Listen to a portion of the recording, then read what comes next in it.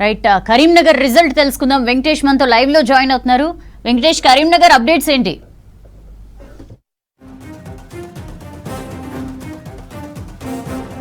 Karimnagar municipal corporation ఫలితాలు అనుకున్నట్టుగానే BJP mayor పీఠాన్ని కైవసం చేసుకునే దిశగా ఫలితాలు వస్తూ ఉన్నాయి. ఇప్పటికే దాదాపు 33 స్థానాలకు డివిజన్లకు పైగా వీళ్ళు లీడ్ సాధించారు. 1-2 సంబంధించిన రౌండ్లు ఇప్పటికే పూర్తయినాయి. కాకపోతే మనకు అధికారికంగా 1వ రౌండ్కు సంబంధించిన ఫలితాలు వచ్చినాయి. ఇప్పటివరకు కనుక చూస్తే బీజేపీ అనేక డివిజన్లలో కూడా ఆధిక్యంలో ఉంది. అదేవిధంగా కాంగ్రెస్ 14 డివిజన్లలో, బీఆర్ఎస్ 7 డివిజన్లలో, ఇండిపెండెంట్లు 8 డివిజన్లలో, ఆల్ ఇండియా ఫార్వర్డ్ బ్లాక్ 3 డివిజన్లలో, తర్వాత ఎంఐఎం మరొక 5 డివిజన్లలో ముందంజలో ఉన్నారు. మనకు ఇది 33 అనేది సగం డివిజన్ల సంఖ్య. మొత్తం 66లో సగం కంటే ఒక సీటు ఎక్కువ వస్తే దాన్ని మనం మేయర్ స్థానాన్ని కైవసం చేసుకునే అవకాశం ఉంది.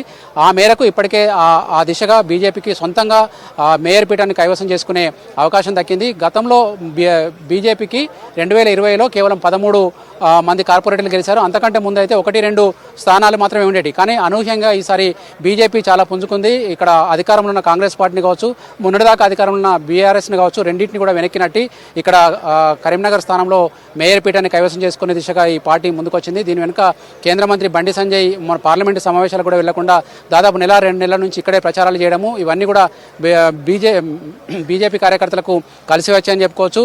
అదేవిధంగా ఇప్పుడు మొన్నటి వరకు ఇక్కడ స్మార్ట్ సిటీ వ్యవహారంలో కూడా మొత్తం ఫండ్స్ అన్ని కూడా బీజేపీ తెచ్చిందని చెప్పడం, ఇట్లాంటివన్నీ కూడా ప్రజల్లోకి ఎక్కువగా వెళ్ళినట్టు తెలుస్తుంది. ఈ మేరకు ఎందుకు ఈ విజయం ఇట్లా సాధించడానికి ఎట్లాంటి కారణాలు దోహదం చేసినా తెలుసుకునేందుకు మాజీ మేయర్ సునీల్ రావు ఉన్నాడు. ఆయన ప్రజెంట్ బీజేపీ తరఫున 42వ డివిజన్ నుంచి విజయం కూడా సాధించారు. ఇట్లా సునీల్ రావు లాగా ఇప్పటికే చాలామంది విజయాలు సాధిస్తున్నారు. కాకపోతే ఇంకా అఫీషియల్గా ఫలితాలు రావాల్సి ఉంది. ఎందుకు ఇంతటి విజయాన్ని మీకు కట్టబెట్టారనుకుంటున్నారు జనం? దీనికి ముఖ్యంగా కారణం గత 6 సంవత్సరాలుగా జరిగిన అభివృద్ధి సంక్షేమ కార్యక్రమాలే దీనికి నేను బలమైన కారణంగా విశ్వసిస్తా ఉన్నాను. ఎందుకంటే కేంద్ర ప్రభుత్వం ద్వారా దాదాపుగా వివిధ పథకాల కింద 13,400 కోట్ల రూపాయలు మరి బండి సంజయ్ కుమార్ గారి నాయకత్వంలో రావడం, ఆ వచ్చినటువంటి నిధులను సక్రమంగా వినియోగించడం, ప్రజలకు ఒక బ్రహ్మాండమైన అభివృద్ధిని కళ్ళ ముందు చూపెట్టడం వల్ల ప్రజలు అభివృద్ధి పట్ల మొగ్గు చూపినారని అనుకుంటా ఉన్నాను. దానితో పాటు మళ్ళీ రాబోయే రోజుల్లో కూడా ఈ అభివృద్ధి ఇలాగే నిరంతరం కొనసాగాలంటే, ఎందుకంటే రాష్ట్ర ప్రభుత్వం నుంచి గత 2 సంవత్సరాల్లో ఒక నయా పైసా రూపాయి కూడా అభివృద్ధికి రావడం లేదు. అభివృద్ధి అనేది కుంటుపడతా ఉన్నది. కేంద్రం నుంచి నిధులు తీసుకొస్తాం, ఈ అభివృద్ధిని కొనసాగిస్తాం అని చెప్పి బండి సంజయ్ కుమార్ గారు భారతీయ జనతా పార్టీ పక్షాన పెద్దలందరూ కూడా చెప్పడం వల్ల ప్రజలు పూర్తి స్థాయిలో విశ్వసించడం జరిగింది. దాని తగ్గట్టు భారతీయ జనతా పార్టీ క్యాడర్ అంతా కూడా ఐక్యతాటిపై వచ్చి పనిచేయడం, దాంతోపాటు కాంగ్రెస్ ఎంఐఎం కుట్రలను కూడా ప్రజల దృష్టికి తీసుకెళ్లడం, ఎంఐఎంకు ఏదైతే మేయర్ స్థానం కట్టబెట్టాలని కుట్ర చేసినారో ఆ కుట్రలను కూడా ప్రజల దృష్టికి తీసుకెళ్ళినాం. కాబట్టి ప్రజలు పూర్తి స్థాయిలో స్పందించారు. మరి బీజేపీ అయితేనే అభివృద్ధి ఈ విధంగా కొనసాగుతుంది. గత 2 సంవత్సరాలుగా ఏ విధంగా కుంటుపడింది అభివృద్ధి కరీంనగర్ నగరంలో అని చెప్పి చూసింది. కాబట్టి పూర్తి స్థాయిలో బీజేపీ అభివృద్ధి పట్ల బండి సంజయ్ కుమార్ పట్ల ఉన్న విశ్వాసం వల్ల తప్పకుండా ఈ విజయం సాధించమని నేను అనుకుంటా ఉన్నాను. ఇప్పుడైతే మనకు 2వ రౌండ్ ముగిసేసరికి కొంత లీడ్సే కనిపిస్తున్నాయి మీకు. ఇది 3వ రౌండ్ పూర్తయి ఓట్ల లెక్కింపు పూర్తయ్యే వరకు కూడా ఈ మెజారిటీ నిలబడుతుందా, లేకుంటే మీకు ఏమైనా సీట్లు తక్కువ పడతాయి? ఎట్లా ఉంటుంది పరిస్థితి? ఇప్పటి వరకు అయితే 33 స్థానాల్లో మా పార్టీకి సంబంధించిన అభ్యర్థులు ఆధిక్యంలో ఉన్నారు. దానిలో 10-15 మంది ఆల్రెడీ గెలిచిపోయినారు. అఫీషియల్గా ప్రకటించకపోయినా కూడా విజయం కూడా కౌంటింగ్ పూర్తి అయిపోయింది. వారికి అఫీషియల్ ప్రకటన మనకు రావాల్సింది. తప్పకుండా కూడా ఇదే ట్రెండ్ కొనసాగుతుంది అనుకుంటున్నాం. ఇంకా పెరిగితే 1-2 సీట్లు పెరగవచ్చు. ఎందుకంటే ఇప్పుడు బీఆర్ఎస్ పార్టీ అనేది దాదాపుగా 4-5 సీట్లకు పరిమితమైంది. కాబట్టి ఈరోజు బీజేపీ పట్ల ప్రజలు మొగ్గు చూపినారు. కాంగ్రెస్ పార్టీకి సంబంధించి ఎంత ప్రయత్నం చేసినా కూడా 14-15 సీట్ల వరకే వాళ్ళు పరిమితం కావడం, ఎంఐఎం పార్టీ కూడా 5-6 సీట్ల వరకే పరిమితం కావడం, మరి ఇండిపెండెంట్లు కూడా ఫార్వర్డ్ బ్లాక్ సంబంధించిన 2-3 మిత్రులు గెలవడం, మా బీజేపీ రెబల్స్ కూడా ఒకరిద్దరు గెలుపొందే దిశగా పయనించడం, ఇవన్నీ చూస్తూ ఉంటే ఈ ట్రెండ్స్ అనేది ఈ విధంగా కొనసాగుతాయి. తప్పకుండా కూడా సానుకూల పరిణామం వస్తాయి. ఎందుకంటే మాకు 35 సీట్లకు పైగా వస్తాయని మేము ఫస్ట్ నుంచి చెప్పడం జరుగుతూ ఉన్నది. 35 సీట్లకు మ్యాచ్ ఫిగర్కి మేము చేరుతాం.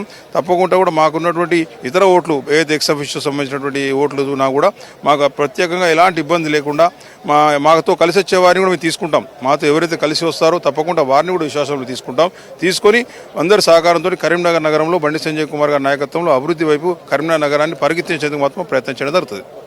మనకు మాజీ మేయర్ సునీల్ రావు అయితే ఈసారి మేయర్ పీఠాన్ని బీజేపీ కైవసం చేసుకోబోతుందని చెప్పి ధీమా వ్యక్తం చేస్తున్నారు. ఫలితాలు కూడా అట్లాగే వస్తున్నాయి. ఇప్పుడు ఒకటో రౌండ్ వరకు వచ్చిన ఫలితాల ప్రకారం చాలా చోట్ల కూడా బీజేపీ లీడ్లో ఉంది. ఇక్కడ ఎంఐఎం ప్రభావం ఎక్కువగా ఉన్నప్పుడు కూడా గతంలో కంటే ఈసారి వాళ్ళు 2 స్థానాలకు తక్కువకే పరిమితమయ్యే అవకాశం ఉంది. నిజానికి ఎంఐఎం దాదాపు 10-12 స్థానాలు గెలుస్తుందేమో ఒక అంచనా ఉండే, కానీ వాళ్ళు ఇప్పుడు 5-6 స్థానాలకే పరిమితమయ్యే సిచ్యువేషన్ వచ్చింది. అదేవిధంగా బీఆర్ఎస్ కూడా దాదాపు మేము 15 స్థానాల వరకు గెలుచుకుంటామని వాళ్ళు ప్రచారం చేశారు. కానీ వాళ్ళ సంఖ్య దాదాపు ఇప్పుడు ఉన్న లీడ్స్ ప్రకారం అయితే 7 స్థానాలకే పరిమితమైంది. కాంగ్రెస్ కూడా దాదాపు 20 వరకు పోయి ఉంటే వాళ్ళు ఒక అవకాశం ఉండేది. 20 స్థానాల వరకు పోయి ఉంటే ఇండిపెండెంట్ల సాయంతో కావచ్చు, తర్వాత ఎంఐఎంతో సాయంతో కావచ్చు ఒక మేయర్ పీఠాన్ని కైవసం చేసుకునే అవకాశం ఉండేది. కానీ కాంగ్రెస్ కూడా దాదాపు 15-16 దగ్గర ఆగిపోయే సిచ్యువేషన్స్ కనిపిస్తూ ఉన్నాయి. ఎందుకంటే ఇప్పుడున్న లీడ్స్ ప్రకారం మనకు మొదటి రౌండ్ తర్వాత కావచ్చు, రెండో రౌండ్ తర్వాత కావచ్చు 15 స్థానాల్లో మాత్రమే కాంగ్రెస్ డివిజన్లలో లీడ్లో ఉంది. కాకపోతే ఇప్పుడు బీజేపీ అనూహ్యంగా పుంజుకోవడం, వాళ్ళు మరొక సాయం లేకుండా మేయర్ పీఠాన్ని కైవసం చేసుకునే అవకాశం కరీంనగర్లో మాత్రం వస్తుంది. దీని ఇట్లా ఇప్పటికే బీజేపీ శ్రేణులు చాలా సంతోషాన్ని వ్యక్తం చేస్తున్నారు. ఇప్పటికే కేంద్ర మంత్రి బండి సంజయ్ తన ఇంటి దగ్గర నుంచి వెళ్ళి ఫలితాలపై సమీక్ష చేస్తూ ఉన్న పరిస్థితి కనిపిస్తోంది. అయితే మనకు గత ఎన్నికలకు ఇప్పుడు ఎన్నికలకు ఏం తేడా వచ్చిందని గమనిస్తే ఒక్కసారిగా బీఆర్ఎస్ ఓటు బ్యాంక్ అంతా కూడా బీజేపీకి డైవర్ట్ అయినట్టు కూడా మనకు అర్థం చేసుకుంటుంది. ఎక్కడైతే లాస్ట్ టైము 40 డివిజన్లలో మనకు బీఆర్ఎస్ గెలిచింది, అట్లాంటి 40 డివిజన్లో గెలిచిన బీఆర్ఎస్ ఇప్పుడు కేవలం 5, 6, 7 స్థానాలకే పరిమితం కావడం చూస్తూ ఉంటే మొత్తం ఓటు బ్యాంక్ అంతా కూడా ఇటువైపు వెళ్ళిపోయింది. గతంలో కాంగ్రెస్ 0 స్థానంలో ఉండే, 0 స్థానంలో ఉన్న కాంగ్రెస్ కూడా 15 స్థానాలకు వెళ్ళిందంటే దానికి కూడా కాంగ్రెస్ కూడా కొంత డైవర్ట్ అయింది. కాకపోతే కాంగ్రెస్ అధికారంలో ఉంది కాబట్టి కొంత పాజిటివ్నెస్ ఉంటుంది. లోకల్లో ప్రజలు కూడా అధికారంలో పార్టీ ద్వారానే ఏ పనులైనా అవుతాయని ఆలోచిస్తారు. కానీ ఈసారి రాష్ట్రంలో ప్రభుత్వం నిర్వహిస్తున్న కాంగ్రెస్ పార్టీని కూడా కాదని బీజేపీ వైపు